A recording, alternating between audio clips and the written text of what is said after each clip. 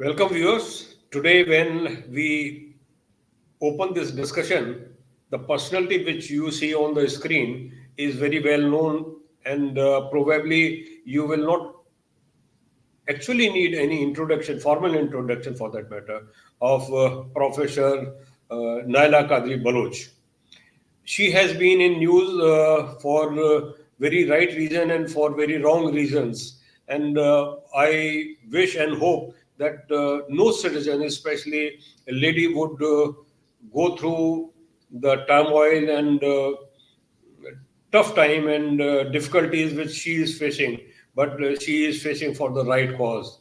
She is struggling hard and drawing attention of people world over for the plight and situation of Balochis. She is struggling and fighting for the independence of Balochistan. Dr. Naela Kadri, you are welcome. And I also would like to uh, wish you and all our viewers happy Choti Diwali. Choti Diwali is a precursor to the grand festival of Diwali. 5 days festivities we have started. Dhanteras was yesterday, and we prayed for everyone's good health and safety and security. And Dhanvantari, Lord Dhanvantari, Bhagwan Dhanvantari is known to have started Ayurveda, the Indian style of Indian science of medicine and well-being. So, Dr. Naila Kadri, early in the morning when you get up, what you dream? I'm opening my eyes. I'm asking a question, daydreaming. But then I know what you dream of consciously and subconsciously. So my question is on that point. Yeah, it's very obvious what I dream. I want to open my eyes and see what I've seen. First time I was born, and I saw the mountain Chiltan, uh, the glorious Chiltan and Murdwar, in the mountains I am grown with, and I just want to see those mountains. I can see now, I can go anytime there if I surrender from the liberation movement. They can allow me and they will offer anything I want. The colonizers, Pakistanis, but I don't want to go like that. Maybe my body will go, but alive I won't go by surrendering. But I want to see my mountains free as they were for thousands of years. I want my Baloch sons and daughters mm, just having a free and dignified life, what we deserve and what we had as a country people, as people of a free and sovereign country of Balochistan. So this is my daydreaming, and this is my dream, consciously and subconsciously. For last 50 years, I haven't seen any other dream uh, away from that. My every dream is connected to my Balochistan, my motherland, and this planet Earth. Yes, we are part of it. And we want to see this planet Earth in peace and prosperity and peaceful coexistence of all the people live. But unfortunately, Balochistan is deprived of, in this century, you won't see any country under occupation. There are wars, okay, but colonial era has no more. But Balochistan is still living in colonial era, and we are under occupation, and Baloch people are facing actually genocide. Whatever genocides indicators are according to United Nations, they are visible in Balochistan by the state of Pakistan and by the state of Iran too. So Baloch people are declared others. We are not their people. We know we are not their people, but we are declared others by all means. They don't they don't see us as part of their society. They they write in their textbooks against us, just like they write in their textbooks against Hindus, that we created Pakistan because Hindus were bad and we couldn't live with them. Uh, Reality is a minority left India. A majority of Muslims actually rejected the idea of Pakistan. They didn't go. They are still living in India. And so in textbooks, there are two people who are targeted by Pakistan. One is Hindu for the justification of why Pakistan was created, and second is Baloch.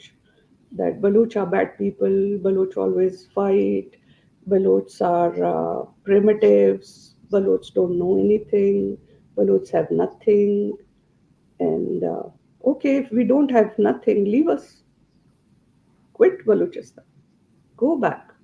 You have violated the international borders of Balochistan. Why? If we are primitive, we have nothing, and we are bad people, why you are in Balochistan? Leave Balochistan. So, and then when you declare someone other, separate from you, then you find justifications and excuses to exploit and to deny their basic human rights. So then, what they are doing is they have deprived Balochs from all the all the uh, like factors of all the indicators of development. No infrastructures, schools and hospitals. They don't give us. If there are some, they are captured by Pakistan Army. They have made it their camps. And if some students by all means they use and they reach to a higher education institution in any university in Balochistan or outside of Balochistan, the Pakistan Army is picking our students. Our youth is their target number one. They pick them and then they are missing forever. Sometimes we find bodies without organs. So our students are intellectuals, are doctors, are engineers, are journalists, are women, young women. They are their special targets. They pick them and force disappear them, and then we never find them where they are. They are denied of all kind of systems of justice. There is no justice in Pakistan. Everyone knows. But Balochs are specially deprived from all kind of. There are no lawyer, no court, nothing. The families of those people are just living their lives in protest camps. I don't know why Guinness Book of World Record is so blind. They haven't gone to the camp. The camp was actually started by my mother-in-law, Bibi Mahtab Resani. She started that camp when my brother-in-law was uh, uh, picked up by Pakistan Army in 2000. One of the first people in this military operation going on from 2000 was my brother-in-law, and then my family and the family of Ali Asghar Pangulzai, whose nephew is president of that Voice of Baloch Missing Persons, Nasrullah Baloch, a very brilliant and brave guy. And then Mama Kadir joined it, whose own son, Jalil Riki, advocate, he was very close uh, companion and very close friend of us. And he got picked up, and then after a few years of enforced disappearance, then his body was found, mutilated body was found. So that camp of missing persons, that camp of enforced disappear people's families, it's the longest protest in human history. 5,300 days people are sitting in a camp. It never happened in the world anywhere. It's happening in Balochistan. But international media, United Nations, world governments, even G20 in your Delhi, they closed their eyes towards Baloch. Nobody remembered that few kilometers away, you are talking about Kutum, you are talking about global family, you are talking about common future. But actually, the world leaders, they ignored the genocide going on few kilometers away from that G20. This is, we don't understand why it's going on, but world has closed their eyes. They can see Palestine, they can see Gaza, they can see Israel, they can see Ukraine, but they don't see Balochistan. So this is genocide, and this genocide must be halted. This genocide must be stopped. And uh, when we feel a disappointment from the world leaders, uh, the biggest anger comes towards Indian leaders, actually, because India is not only a global power, but India is uh, the biggest and strongest power in this region.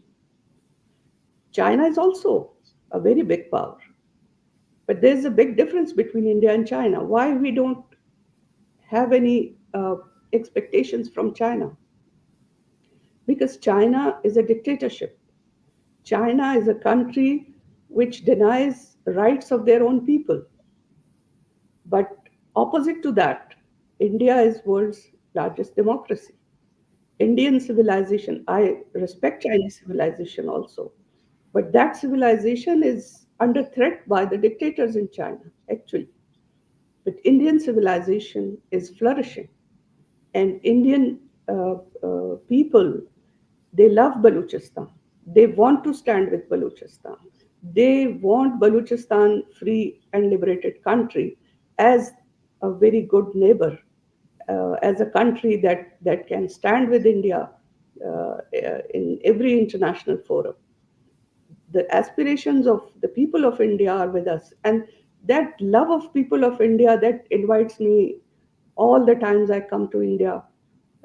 I come due to very uh, good friends here, and their invitations. I can't ignore their invitations. I come here, but yeah, United Nations disappointed us.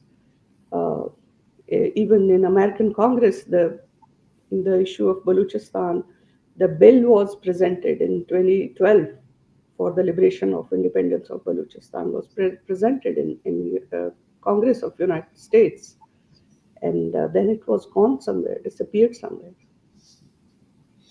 Yeah, in fact, I was just remembering someone said that when your neighbors are being attacked and you sleep at night, sure enough, when it is your number, there will be no neighborhood and no one will come to help you. And that is the reason I feel concerned that those countries which declare themselves as champion of human rights, those countries who actually project themselves for being the world leader, they should take note of plight and the miseries which Baluchis are facing. To give a little historical perspective to the discussion, I would like to share with the audience that the Khan of Kalat was forced to the accession of Balochistan into West Pakistan on March 27, 1948. Pak troops entered Balochistan on April 15, 1948, and later troops attacked the residence of Khan of Kalat in the city of Kalat on October 6, 1958. And ever since, you are right that Pakistan is occupational force there, and they have uh, forcefully occupied a country which was free and liberated and had everything good going for it. But today's situation in Balochistan is dire. Basic necessities such as access to education and health service for children have not been adequately provided. The lack of essential service has hindered the economic development of Balochistan. Today, Balochistan under Pakistan has got nothing good to share to the whole world. So, uh, Professor Naila, I know that your father and your extended family is hand in hand marching and working very hard for liberation of Balochistan. But so far, what are the significant steps you can claim to the cause of liberation, which you would like to share to the world? Yeah, thank you. Actually, the dream we have kept alive, like our elders, my father, and our mentors and our teachers and our leaders, they have contributed a lot, that they transferred the dream to us. Flag was in their hands, and flag is today in our hands. And we are putting all our efforts, how weak we are, how isolated we are, how resourceless we are, but we have kept the dream of liberation, the dream of independent Balochistan alive. That is the biggest achievement. And when we see our youth, when we see young Baloch girls and boys, they are raising flag of Balochistan. So the dream is alive. That is the biggest achievement. And the second thing is, after the occupation, uh, they say that okay, the king of Balochistan has signed, but the sign was under duress. It has no legal value. And when Jinnah uh, sent message to the king of Balochistan in 1947 that on the basis of religion we should join and you should join Pakistan, he said, I don't have the mandate to join it because Balochistan is a democratic country and Balochistan's parliament has the mandate to decide. And in the parliament, both houses, House of Commons and House of Lords, unanimously uh, rejected the bill to join Pakistan. And when the sign was taken under duress from the king in jail, Pakistani jail, it has no legal value because it was never endorsed by the parliament. Pakistan couldn't took the sign from even the occupied Balochistan's parliament didn't sign, didn't endorse. So this is illegal.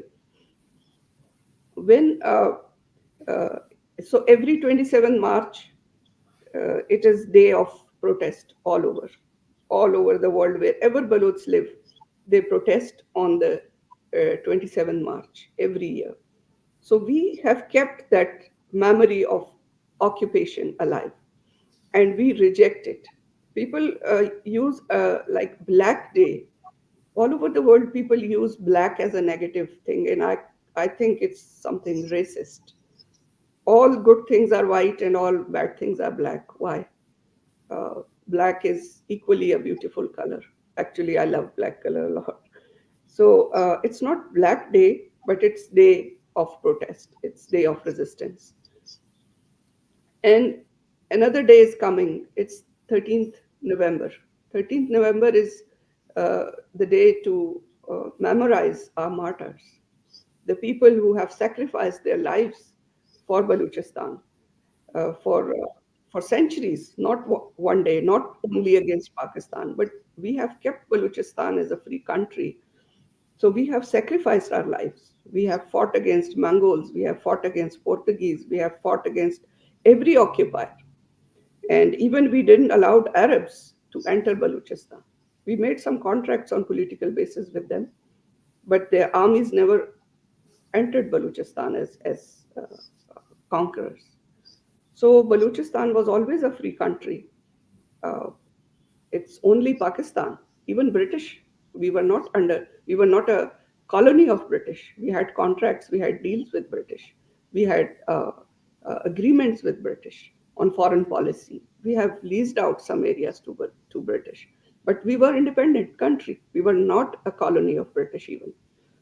Pakistan is the first country, and the thing that embarrasses us a lot, that in the era of colonization, when around, I mean, the whole globe was under that attacks, Balochistan kept its independence, even at that era. But a country, an artificial country, a country that is created in the laboratory of colonizer, British colonizer, that country has occupied us. It's big, embarrassment that okay, your enemy should have some standards. This kind of people who have no history, who have no proper borders. Pakistan is Pakistan claims itself a country which has no proper borders. The northern border is Durand line of Durand. That is a controversial line that Afghans and Balochs have never accepted. Its east is line of control. It's always uh, claimed by India. POK is India. Actually, they have occupied. So their eastern border is also a controversial border. And their western border is Balochistan. That Balochistan is fighting against Pakistan for last 74 years from the day first of occupation.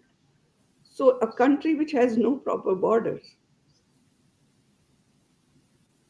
that kind of country that survives um, on begging, survive on loans, survive on uh, mercenaries. They don't have anything. They don't have proper economic system even. What they have to sell is terrorism. Terrorism in two forms. One is religious terrorism. They create in madrasas and they sell it. And the second terrorism is in their uniforms. In uniform, they are terrorists and they are for sale. Anybody can purchase them and sell them to any war. Happily, they will go. So, this kind of country has kept Balochistan occupied for 74 years. That is an embarrassment. Yeah, And you're talking about in United Nations, Balochs are going 3 times a year and presenting what's going on in Balochistan. All the cases of enforced disappearance, all the cases of genocide. Uh, Balochs are protesting there. Balochs are putting uh, data in United Nations systems. Balochs are all around the world raising flags and raising awareness. We are in number 5 or 10 or 20 or 100, but Balochs are doing this. So we think the freedom movement of Balochistan has now reached at a level of maturity that can never uh, finish, can never be stopped. It's not in hands of a tribal elder. It's not in a hand of a personality.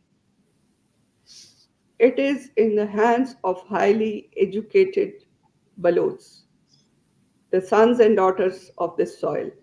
So one person can be tired, one person can surrender, one person can die, can be killed. But this is spreaded out. This has deep roots in the soil of Balochistan, and it's growing. And that is the achievement. That is the belief. That is the passion in each and every heart of Baloch people, 60 million Baloch people are dreaming every morning, just like me, free and independent Balochistan. Yeah, Professor Naela, very famous brave warrior in India. He is known as Rana Sangha, and he is known to have 36 wounds, which he would not permit any medicine to be applied on. And his insistence was that if they heal, I will forget the plight of my people. So he would keep those wounds on, and in stark remembrance of people who are suffering and for whom he would fight. People say that such are the cause which one must not forget, and also one must not, everyone also to forget. You are doing such a good thing for people of Balochistan that awareness is increasing, and people are getting slowly but surely aware of what Balochistan was and what Balochistan could be. Any country under occupation, the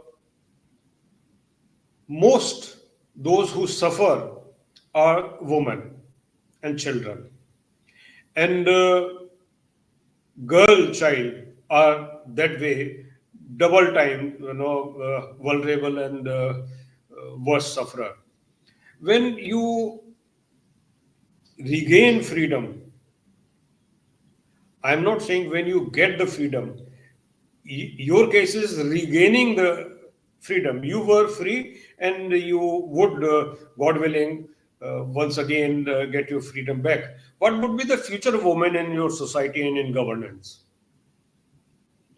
Actually, Baloch women, they enjoy a very honorable and very special status in our Baloch society. Baloch women are very precious.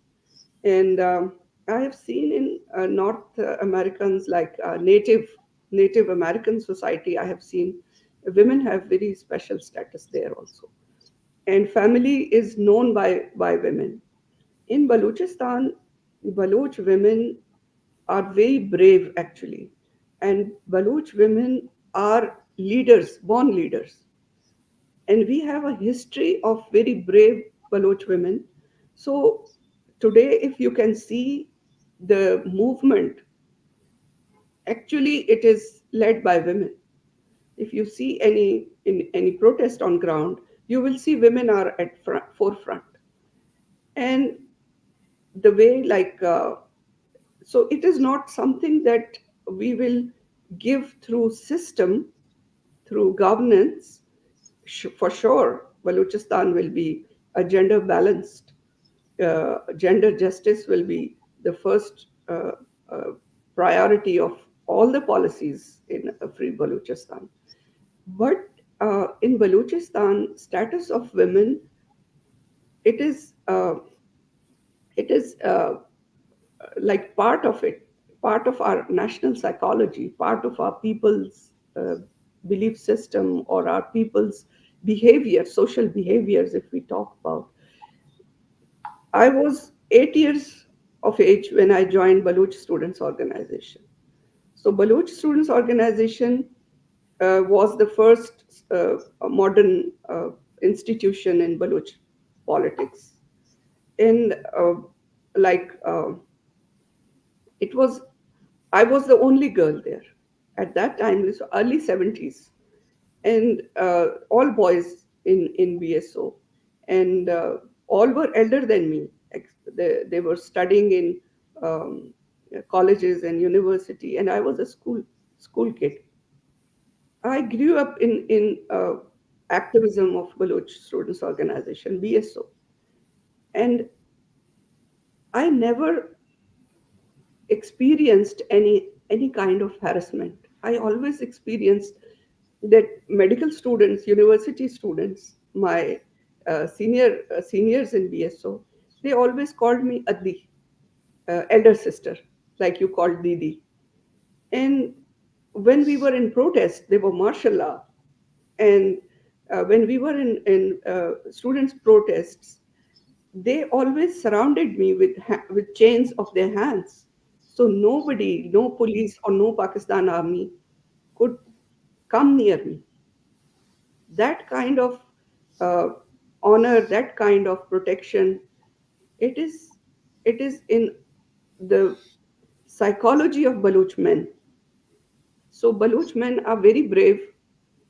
Only brave men give respect to their women. Cowards don't. Coward men try to control their women. But Baloch men are very brave, and that's why they honor us. And they are the best companions a woman can have.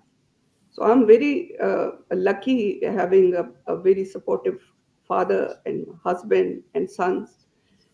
And Baloch women today are having that kind of support system, not at only at their families, but at political level also. So when Baloch women are in a protest, they were automatically given the leadership status. And that will go on. The colonizers, the Pakistani mentality. In Pakistan, dowry is a problem. Jahez. Dowry is not a culture in Balochistan. In Balochistan, man has to give dowry. Man has to arrange everything. It's a big thing that a lady is coming to your home. We don't give dowry to our daughters because our daughters are so precious. Yes, they deserve property. They deserve equal rights in property. They deserve equal rights in education, in love, in care, in food, in jobs, in policy making at every level.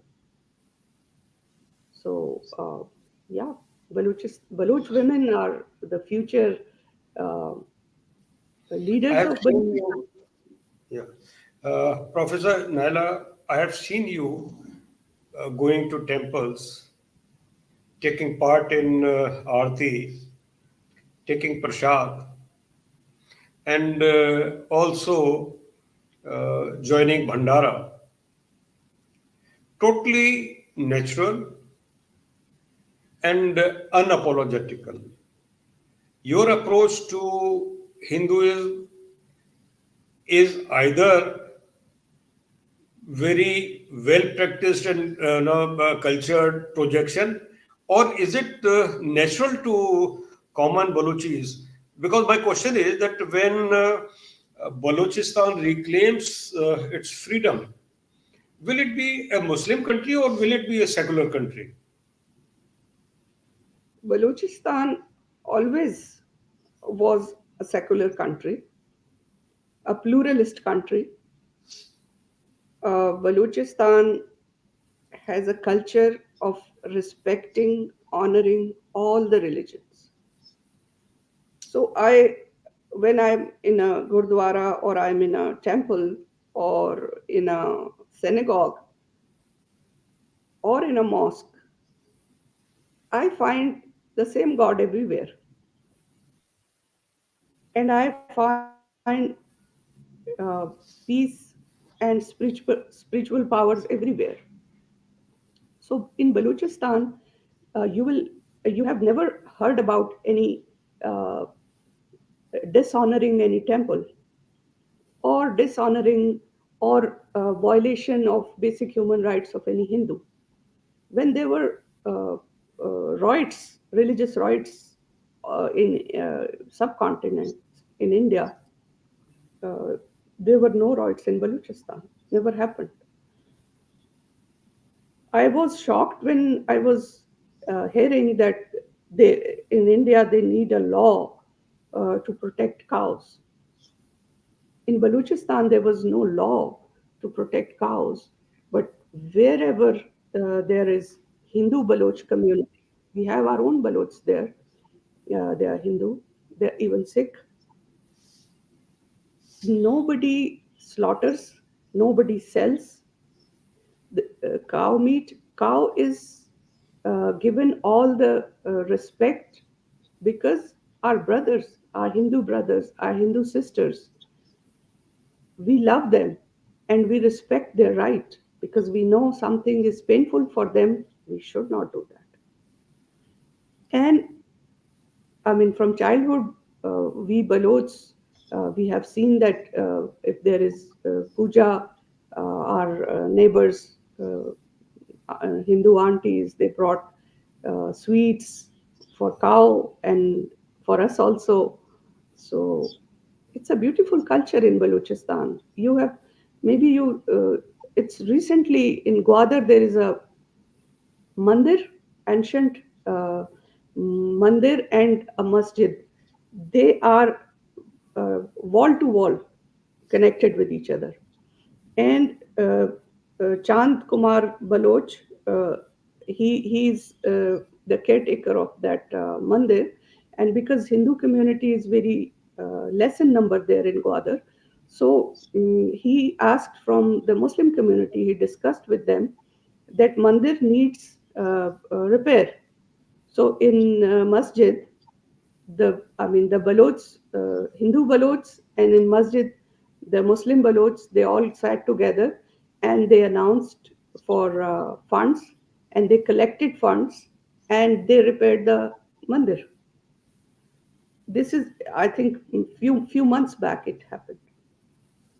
Shakti Peeth Hinglaj Mata is our nani, and uh, sometimes I just say with pride to my Hindu friends that look, Mata gave her head to us. This is an indication for you guys because uh, you have to have honor head. Every part of her is honorable, but Shakti Peeth, her head is with Baloch. It's an indication for you guys. So when Balochistan will be a free country, uh, you will come without visa. Nobody needs visa to to Nani Yatra, Hinglaj Mandir. So and Balochs are serving the mandir. We don't say we protect. No, she protects. So yeah, we and very few people know that Ramji has visited Nani Mandir, and her own handwriting is in that cave. So some people say that Ram was a fictitious fiction character, but I think only Baloch can prove that Ram was there and Ramji came there, yeah, because his praschit was couldn't be done anywhere after killing um, that Ravan. So, because Ravan was a king and Ravan was a Brahman king, so killing him also was a big sin. So then Ramji was sent to Nani, Hinglaj Nani. So Hinglaj Nani was the only place where he could do the prashchit. And he came there. So first he came with, like he used to, with hathi ghode and elephants and um, all kingly things. And then Balochs were uh, ordered by Nani that stop him.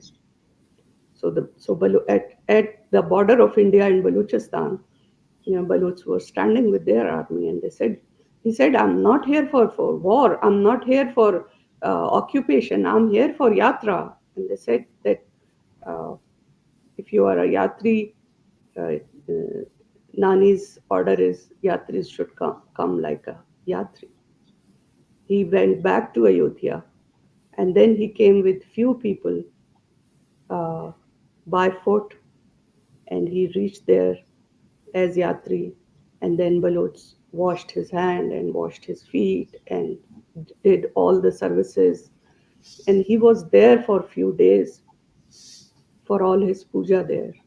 And he has written a note on the wall of the cave in Nani Mandir. So, Balochistan, for us, Hindu Balochs and Muslim Balochs, both are Baloch. uh, Sikh are we have Sikh Balochs also, and when Pakistan army uh, mm, bombed on Dera Bukti. Hindu mandir and Gurdwara was also demolished. And protecting our people, it's not that they're doing something extra. It's it's code of honor. It's Baloch code of honor that any Hindu Baloch uh, cannot be attacked by our neighbors, because we have neighbors who have Gazwa mentality. So to protect them, if you can see uh, the Baloch town planning, it's not today, it's for centuries. That Baloch town planning is always our Hindu Balochs live in the center of all the towns. Yeah, And I might add on here, Dr. Kadri.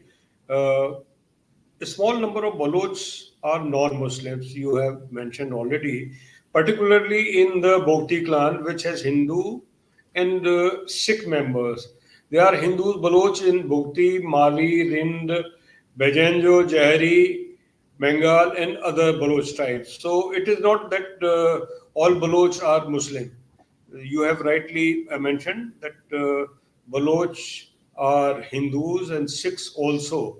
And in ancient time, this region was part of Persian Empire, and then various Persian and Indian empires and local kingdoms, and presumably some mix of Iranian and Indian peoples settled here. People in Balochistan follow Hinduism, Buddhism, and Zoroastrianism also. So it is not only Muslims are Baloch.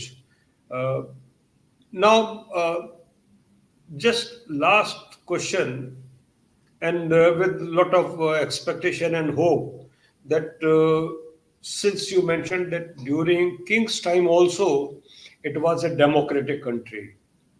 So it is hoped and expected that your resolve is to re-establish democracy in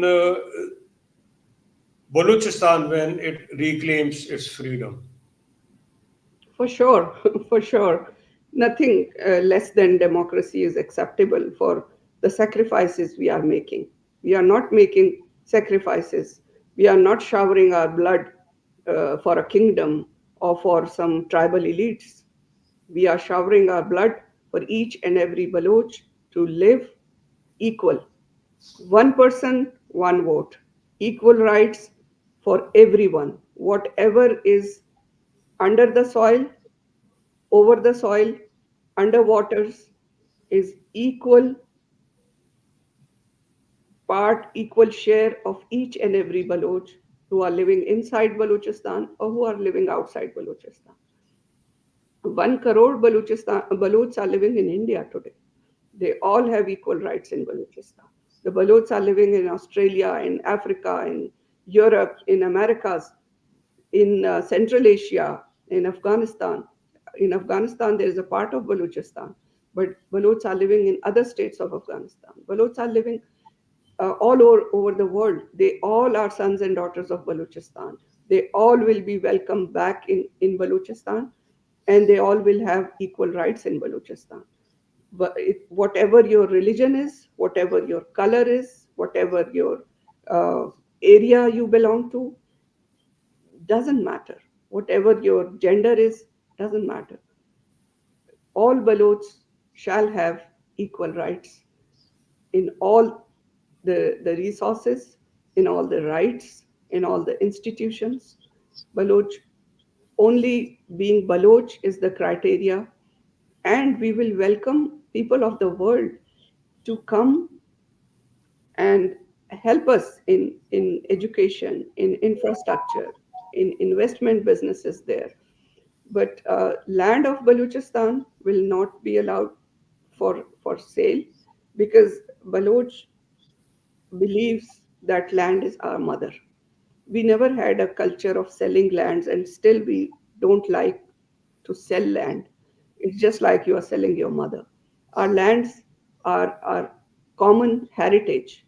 So we don't sell our land, so people can come and people can work here, and people can take benefits to their countries back, and the people will help us in development of Balochistan. Um, we shall contribute, we shall provide safe transportation and safe trade and safe traveling to the people who want to connect, because we have around 2,000 kilometers of coastline in Indian Ocean. We are connected with Central Asia. We are connected. So the land of Balochistan, the country of Balochistan, is going to be a hub of economic activities for the world, a very peaceful area, a very welcoming area. And we expect from the people that who will come to Balochistan, they will honor the traditions and culture of Balochistan, they will honor the identity of Balochistan and the pluralistic behavior we have, the pluralistic culture we have, the respect of, like you were talking about Zoroastrians, we still have Atish Kada, and Baloch people uh, honor fire. Fire is one thing that is honored by Baloch. Uh, it is honored by our Zoroastrian ancestors. It's honored by our Hindu ancestors. Balochs, if they are practicing Islam, but they never spit in fire. They never speak uh, any wrong thing in front of fire. They don't jump over the fire. They don't sit like doing uh, uh, like sitting in a way uh, mm, that is disrespectful in front of fire. So fire has a place in Baloch culture till today. Sun has a place in Baloch culture from day first till today. 25,000 years of known history we have, archaeological sites have proved, carbon datings have proved. Sun is there with us. So we are going to establish our country according to our history, according to our roots, according to our soil, according to our identity, and with all the rights, because I don't see rights are given to the people uh, till today. What is given in Baloch society naturally, if they leave us, the colonizers leave us, live free, we are the people who love and who know how to live in peace and in coexistence uh, with each other. Uh, Professor Naela, there is a question, and this is displayed. You need not read it. I'll read it for you. And question is from Vidor Levreker, and he is asking if you see the history of not only Pakistan but also of Bangladesh, that the Hindu population is dwindling. Can you guarantee that this will not happen to Baloch Hindus? Why should I give guarantee to you, sir? They are my brothers and my sons and my daughters and my sisters. They are equal.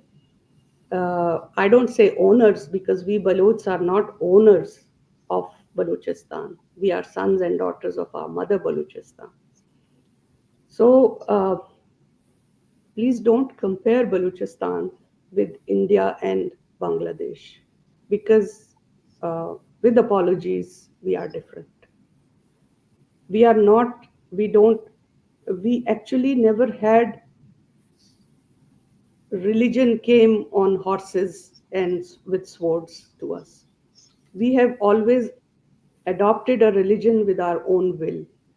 And Balochs who are Hindu or who are Muslim, they are brothers and sisters, and they all own Balochistan equally. Baloch constitution of the government of Balochistan in exile, it clearly says that on the basis of religion, on the basis of gender, on the basis of race or color, there will be no discrimination. Everybody will have equal right. It shall be given through constitution, and it is embedded in our social behavior. So Balochs, the Hindu Balochs are safer than Hindus in India. Sorry, Thank you, but Vidar Navrekar, for asking this Hindu question. And Baloch, indeed, let me confess, yeah, Professor Naela, that many people ask me same question, that what did we benefit, and how wrong we were proved when we supported Bangladesh. And actually, for their own to be reasons, they very have frank, no right. to be very frank, the biggest beneficiary of creation of Bangladesh is India. To be very frank, just imagine that at your western border, CPAC is there. At your western borders, every time people are planning of Ghazwa Hind, at your western border, every time there is fire and planning of attacks on you, but your eastern border is calm. Bangladesh, if Bangladesh was not created, you had to defend India from both sides. Wherever there is United Nations, wherever there is any voting, wherever there is any support, Bangladesh is always standing with India. Bangladesh never stood with Pakistan or any other country. India has created a friend in form of Bangladesh. If there are rights in Bangladesh, there are rights in India too. If there is Hindu-Muslim issue in Bangladesh, there is Hindu-Muslim issue in India too. Only Balochistan has no Hindu-Muslim issue. So we are different. This issue can be solved, and you guys will solve it. But you guys will solve it with love and with care and with wisdom. But this is not a Baloch issue. At this point, Vidar Navrekar acknowledges, and he says that knowing you for years, Professor Kadri, I honor your words. Thank you. And thank you, Vidar, for this endorsement here. Uh, Gentlemen, this was Professor Naela Kadri Baloch, the Prime Minister in exile of Balochistan. Today, on this auspicious day when we are celebrating, and tomorrow we'll celebrate further in bigger way, Deepavali, I wish and pray sincerely with all my friends and well-wishers to wish for the reclaiming of freedom, for well-being of Baluchis, and may all the efforts which Professor Nala Kadri is leading be successful. And with this desire and pray, thank you very much, Professor Naila Kadri Baloch, for sparing your Happy, time and joining the happy, discussion. happy Deepavali and Uh, all happiness to people of India. And our prayers are with you, and we are standing with you in protection and in preservation of great Indian civilization. Thank you. Thank you. Viewers, tomorrow when we celebrate Deepavali, remember that what Deepavali stands for. And as Sanatani, I can share with you my prayer. सर्वज्ञ सर्व वरदे सर्व दुष्ट भयंकरी सर्व दुख हरे देवी महालक्ष्मी नमोस्तुते। सब कुछ जानने वाली, सब वरदान देने वाली, सब दुष्टों को डराने वाली, हे देवी मैं आपका नमन करता हूँ। देवी महालक्ष्मी आप सभी दुखों का नाश करने वाली हैं और सभी के साथ इसी प्रकार का कल्याण आपके द्वारा होता रहे। Thank you very much for joining. God bless. May you be very happy, healthy with your family and friends.